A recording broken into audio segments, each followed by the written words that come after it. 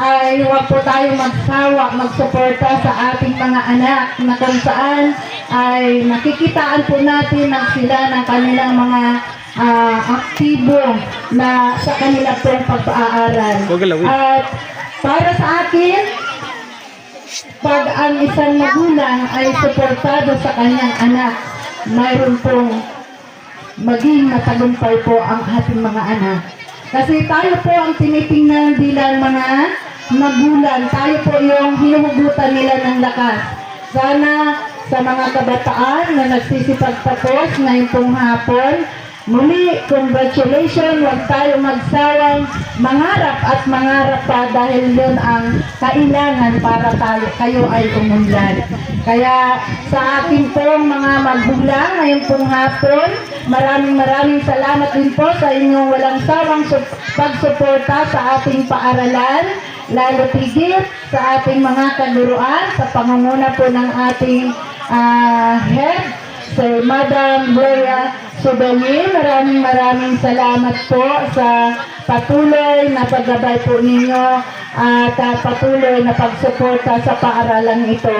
Muli magandang hapon po at maraming salamat po sa inyong lahat. At bago po kami magtapos, ay pinatawagan po namin ang aming Grade 6 advisor at yung ating pong mga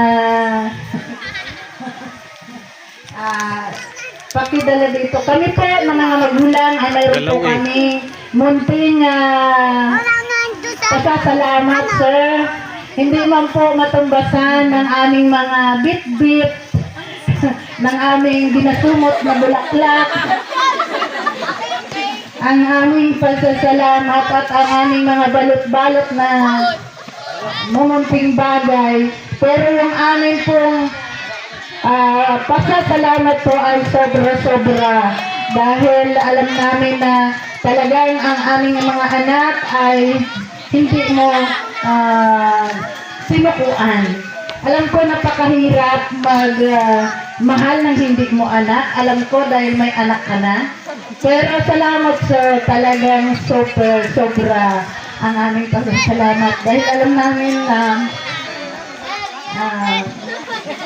hindi namin kayang tumbasan ng mga regalo lang at mga bulaklak na yan, chocolate.